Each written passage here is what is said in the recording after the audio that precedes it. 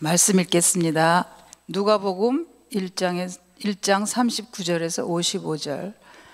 그 무렵에 마리아가 일어나 서둘러 유대 산골에 있는 한 동네로 가서 사가랴의 집에 들어가 엘리사벳에게 문안하였다. 엘리사벳이 마리아의 인사말을 들었을 때에 아이가 그의 뱃속에서 뛰놀았다. 엘리사벳이 성령으로 충만해서 그 큰 소리로 외쳐 말하였다. 그대는 여자들 가운데서 복을 받았고 그대의 태중의 아이도 복을 받았습니다. 내 주님의 어머님께서 내게 오시다니 이것이 어찌된 일입니까? 보십시오. 그대의 인사말이 내 귀에 들어왔을 때에 내 태중의 아이가 기뻐서 뛰놀았습니다. 주님께서 하신 말씀이 이루어질 줄 믿은 여자는 행복합니다. 그리하여 마리아가 말하였다. 내 영혼이 주님을 찬양하며 내 마음이 내 구주 하나님을 좋아함은 그가 이 여종의 비천함을 보살펴 주셨기 때문입니다. 이제부터는 모든 세대가 나를 행복하다 할 것입니다. 힘센 분이 나에게 큰 일을 하셨기 때문입니다. 그의 이름은 거룩하고 그의 자비하심은 그를 두려워하는 사람들에게 대대로 있을 것입니다. 그는 그 팔로 권능을 행하시고 마음이 교만한 사람들을 흩으셨으니 제왕들을 왕자에서 끌어내시고 비천한 사람을 높이셨습니다. 줄인 사람들을 좋은 것으로 배부르게 하시고 부한 사람들을 빈손으로 떠나 보내셨습니다. 그는 자비를 기억하셔서 자기의 종 이스라엘을 도우셨습니다. 우리 조상들에게 말씀하신 대로 그 자비는 아브라함과 그 자손에게 영원토록 있을 것입니다. 아멘. 자, 오늘 설교는 지난주 설교의 계속입니다. 그렇지만 지난주에 했던 얘기를 반복하지는 않겠습니다. 오늘 할 얘기가 워낙 많기 때문에 또 오늘 오래 하는 날이 아니니까 짧을수록 좋은 날이니까 지난주에 했던 얘기를 반복하지는 않겠습니다. 그래도 조금 반복을 하긴 해야 될 텐데 이게 마가하고 요한에는 탄생 이야기가 없다 그랬죠. 참 놀라운 게 마가복음은 처음 쓰여진 마가복음에는 요셉이 안 나옵니다. 어마 깜짝이야. 요셉이 안 나와요. 요셉이라는 이름이 나와요. 근데 그 요셉이 예수의 아버지 요셉이 아니에요. 마리아의 남편이 아니에요. 요셉이라는 이름이 나오는데 놀랍게도 예수의 형제들 가운데 요셉이라는 사람이 있었다고. 형제들 이름을 나열하는데 요셉이 나옵니다. 근데 아버지는 나오지 않아요. 요한복음에도 안 나온다고 말할 수 있습니다. 물론 요한복음은 태초에 말씀이 계셨다로 나가니까 그건 아주 철학적인 얘기죠. 사상적인 얘기. 어떤 예수라는 자연인이 어떻게 태어났는지 하는 얘기는 관심이 없어요. 언제 나오느냐 하면은 사람들이, 유대인들이 예수님이 하시는 행동을 보고 깜짝 놀란 거예요. 아니, 저자가 누군데 저렇게 권위 있게 말을 하지? 저 친구 요셉의 아들 아니야? 이럴 때 나와요. 그러니까 요셉이 뭘 했다는 얘기는 전혀 없고 저자가 누군데 요셉의 아들 아니야? 이렇게 얘기해요. 그리고 또 어떤 데는 지금 제가 말씀드린 것처럼 요셉의 아들 아니야? 이럴 때 나옵니다. 그러니까 별 볼 일 없는 친구 어디서 저런 권위 있는 이상한 사람이 돼서 나타났지? 이렇게 얘기하는 그런 대목에서 나오는데 또 어떤 데는 그렇게 말하는 데서도 저 친구 누구야? 마리아의 아들 아니야? 이래요. 요셉의 아들 아니야? 이렇게 얘기 안 하고 마리아의 아들 아니야? 이렇게 얘기해요. 이거는 그 당시 유대인들의 관습에 전혀 안 맞는 겁니다. 누구를 두고 절 보고 곽우연의 아들 곽건영이라 그러지 조병희 아들 곽건영이라 안 그러거든요. 우리 어머니 이름 얘기하지 않잖아요. 아버지 이름 보통 얘기하잖아요. 지금 2000년 전의 유대 사회는 지금 우리 사회보다 훨씬 가부장적인 사회. 누구 아들을 그러면 아버지 이름을 얘기하지 어머니 이름 얘기 안 합니다. 그런데 어떤 데는 저 친구 누구야? 마리아의 아들 아니야? 이렇게 얘기한다고. 그러니까 요셉은 조연입니다. 조연이에요. 영화로 말하면 주연이 아니에요. 마리아가 주연이고 요셉은 조연입니다. 마태복음에 이제 요셉이 나오는데 요셉은 마리아랑 달리 지난주에 세례자 요한의 탄생과 비교하면서 세례자 요한의 아버지 사가랴가 그 아기가 태어날 것이라는 말을 듣고 안 믿었잖아요. 그래서 벙어리가 됐잖아요. 근데 마리아는 처음에는 이게 무슨 말씀이지 하다가 금방 받아들이고 당신 말씀대로 주님의 뜻대로 이루어질 것입니다. 바로 받아들입니다. 그거를. 그런 차이가 있어요. 그 사가랴의 아버지와 요한의 아버지인 사가랴와 예수의 어머니인 마리아가 이렇게 또 차이가 납니다. 차이가 나는데 요셉은 한마디도 말을 안 해요. 천사가 와서 너 아들 그 마리아 데려오기를 두려워하지 말아라. 성령으로 잉태한 거다. 그러니까 두려워하지 말아라. 거기서 아무 말도 하지 않아요. 물론 그 말을 받아들입니다. 받아들여서 데리고 와요. 파혼하지 않고 자기의 약혼녀가 자기랑 동침하지 않았는데 아기가 생겼어요. 아기를 낳을 거라고 얘기하는 거예요. 그럼 파혼하는 게 그때나 지금이나 관습이죠. 그런데 요셉은 그 말을 듣고 파혼하지 않아요. 하지만 주님 뜻대로 이루어질 것입니다 라든지 이런 마리아가 보인 반응을 보이지 않아요. 그냥 가만히 있습니다. 가만히 있고 행동을 했죠. 그리고 지금 말씀드린 대로 복음서 전체를 보면은 요셉은 전혀 주인공이 아니고 거의 엑스트라에 가까운 조연입니다. 그리고 어느 순간에 무대에서 사라져 버려요. 없어져 버립니다. 등장하지 않습니다. 예수가 십자가에 달려 죽었을 때도 마리아가 십자가 곁에 있었다는 얘기는 요셉이 곁에 있었다는 얘기는 없습니다. 요셉은 아예 그냥 사라져 버려요. 그래서 사람들이 여러 가지로 추측을 합니다. 근데 그 추측은 다 그야말로 추측일 뿐입니다. 그런데 마리아는 또 어떤 사람이냐면은 물론 지금 이 혼전 임신을 한 마리아를 파혼하지 않고 아내로 삼았다는 것은 우리가 생각하는 것보다 훨씬 파격적인 일입니다. 우리는 사랑하면 그럴 수도 있지.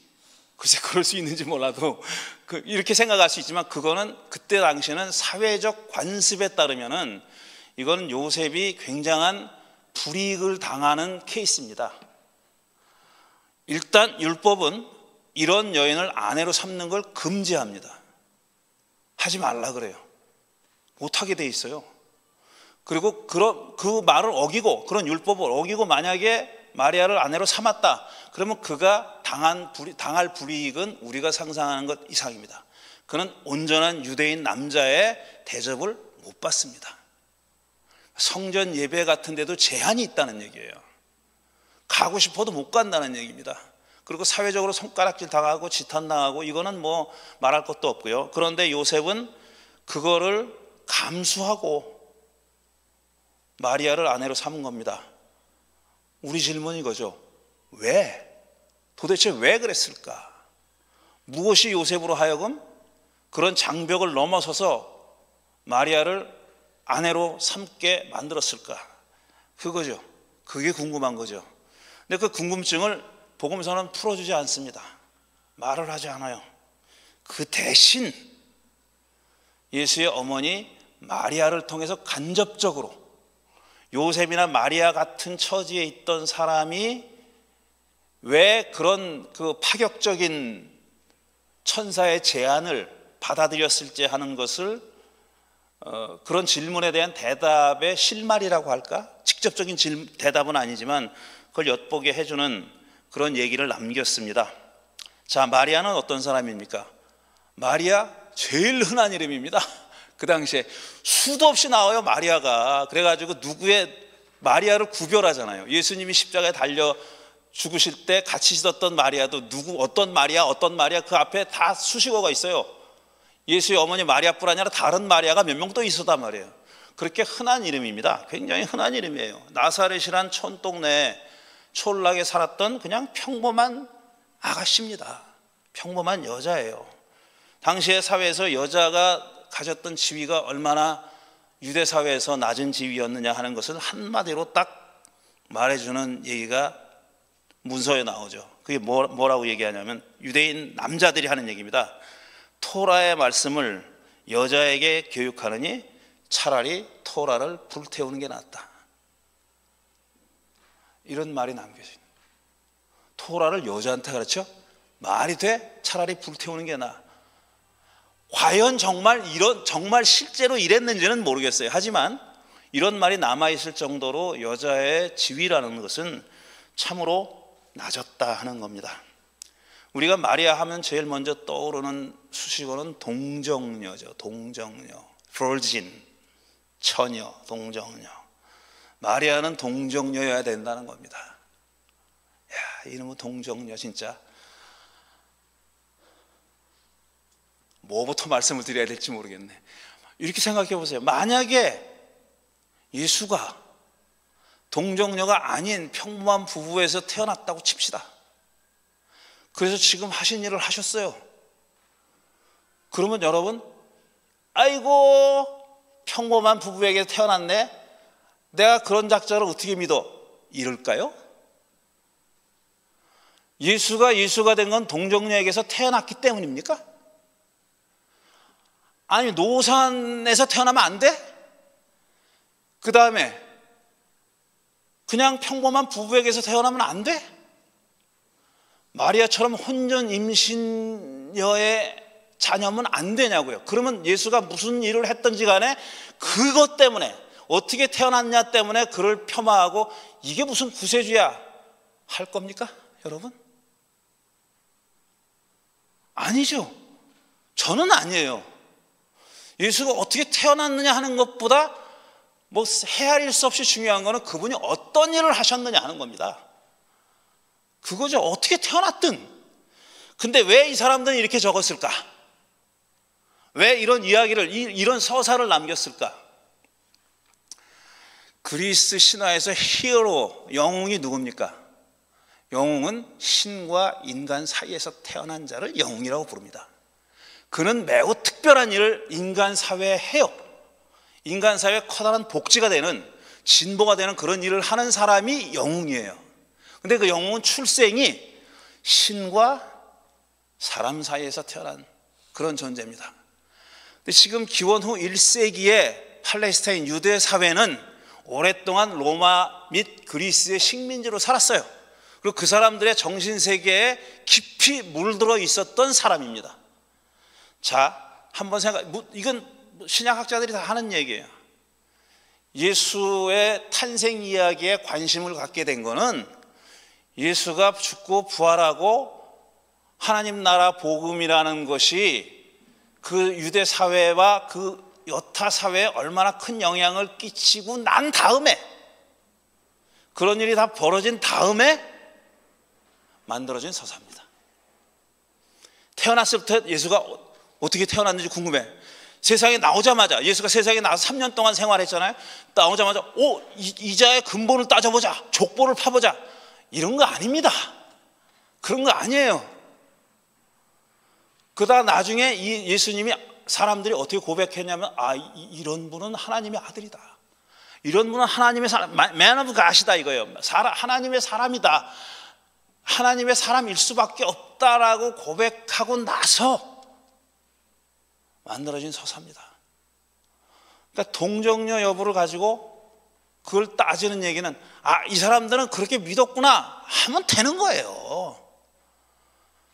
근데 지난주에 말씀드렸나? 제가 1920세기 초에 이 여기서 말씀드리지, 하도 말을 많이 하니까 딴 데 가서 말씀드린 얘기로구나. 이 기독교 근본주의라는 거, 펀더멘탈리즘이라는 거, 근본주의라는 게 1920년인가 언제 어떤 근본주의 학자가 책을 썼습니다. 근본주의 기독교인들은 다음 5가지인가 7가지를 꼭 믿어야 되는 거예요. 그게 교리예요. 그걸 안 믿으면 제대로 된 기독교인이 아닌 거예요.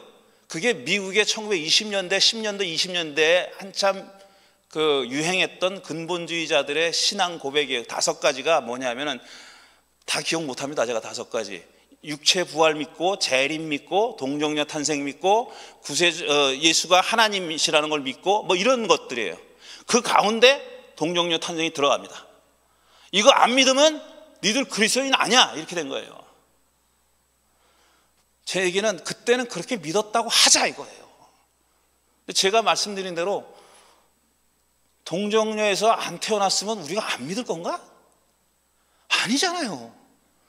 정말 중요한 건 뭐냐면은 예수님이 앞으로 하실 일이지만 그 얘기는 또 다른 얘기고, 이런 탄생의 서사를 쓴 사람들의 염원과 희망이 뭐냐, 왜 이런 서사를 썼냐 하는 거를 아는 게 일단 중요하지 않겠습니까? 이 연사는 그걸 말하고 싶은 겁니다. 연사가 아니, 이 설교자는 그걸 말하고 싶은 거예요. 근데 그 얘기가 제일 잘 표현된 게 마리아의 노래예요. 마니피카시라고 하는 마리아의 노래. 오늘 읽은 바로 그거. 내 마음이 주님을 찬양하며 내 영혼이 내 구주 하나님을 높이면 쭉 나오는 얘기. 자기 얘기를 해요. 비천한 여종이라고 얘기해요. 자기를 높였다 그렇게 얘기해요. 그런데 나중에는 개인이 싹 빠져버려요.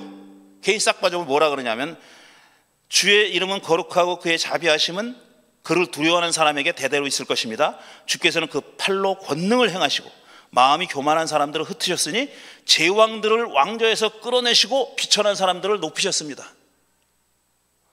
이거 나사렛 산골에 사는 한 그냥 보통 여자 처녀인 마리아랑 무슨 상관이 있는 얘기입니까? 이게 마리아 개인하고 무슨 상관이 있는 얘기예요? 이건 마리아를 비롯해서 그 당시에 메시아를 기다리던 사람들의 염원이 표현된 겁니다. 집단적인 염원이 표현된 거예요. 그런 노래입니다. 그러니까 마리아의 노래는 마리아가 작사한 게 아니에요. 이미 있던 노래를 마리아가 부른 겁니다. 그 당시 사람들이 기다렸던 메시아는 이런 분이에요. 제왕을 깎아내리고 가난한 사람을 높여주는 그런 분이 오기를 기다렸던 겁니다. 마리아가 왜 그런 그 당시에 관습과는 어긋나는 그 관습에 따라서는 살기 힘든 그 제안을, 천사의 제안을 주의 뜻대로 이루어지기를 바랍니다 하고 받아들였냐 하면은, 요셉이 비록 아무 말도 안 했지만 그 임신한 자기 정혼녀를, 약혼녀를 데려오라고 그랬을 때 그 말에 거역하지 않은 것은 그 무수한 불이익에도 불구하고 그걸 거역하지 않았던 이유는 이겁니다. 이래서예요. 이 염원이라는 거, 그 당시 사람들의 염원입니다. 이거 지금 2023년 우리의 염원이 꼭 이래야 된다는 건 아니에요. 근데 문제는 뭐냐, 우린 과연 오늘 2023년 뿐 아니라 우리가 아직까지 그리스도인으로 살면서 성탄절을 맞이할 때 과연 어떤 염원을 가지고 이 아기 예수를 기다렸을까? 이거 한번 생각해 봐야 되잖아요. 무슨 염원을 가지고, 어떤 희망을 가지고, 어떤 간절한 소망을 가지고, 이분이 오면, 이 양반이 오면 좀 이런 일은 좀 일어나야 되겠다 하는 그런 간절한 소망을 가지고 아기 예수를 기다린 적이 있는가? 이 질문입니다. 이걸 나 자신에게, 그리고 우리 향린 교우들에게, 또 이 세상을 향해서 묻고 싶은 거예요. 그냥 휴일이고 노는 날이고 선물 주고받는 날이고 그냥 기쁜 날이고 이것만 되어서는 안 되지 않느냐 하는 거죠. 물론 그런 날이에요. 그 즐겨야 되죠.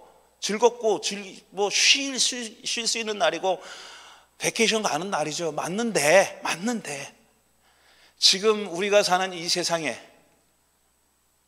우리는 어떤 희망과 어떤 염원을 가지고 그냥 이루어지면 되고 아니면 관두고 이거 말고요. 그런 거 말고 정말 이 영혼 깊은 곳에서부터 우러나오는 그런 염원, 그 간절한 소망, 그게 뭐냐 하는 거예요. 이때 이 사람들은 이런 거였었습니다. 지금 마리아의 노래가 표현해주는 바로 그런 거였었어요. 왜?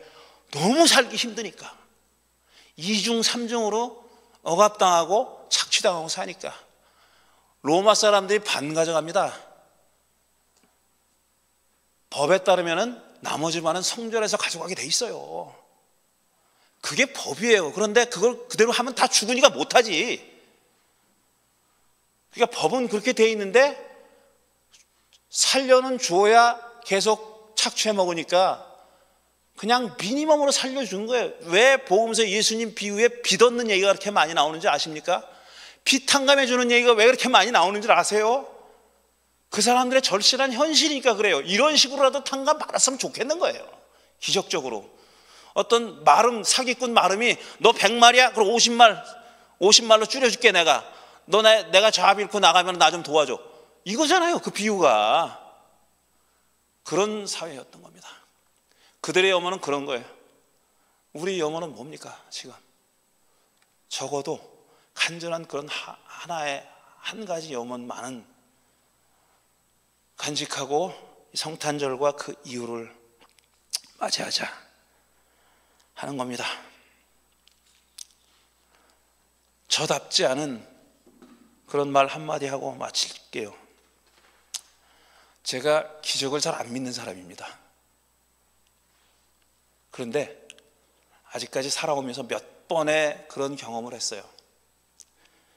기대가 간절하면 현실이 바뀌더라고요. 기대가 크고 간절하면 바뀌는 현실도 있더라라는 겁니다. 기대하고 염원하기를 그치지 맙시다. 2023년 성탄절 메시지였습니다. 잠깐 드린 말씀 생각하고 묵상하는 시간 갖겠습니다.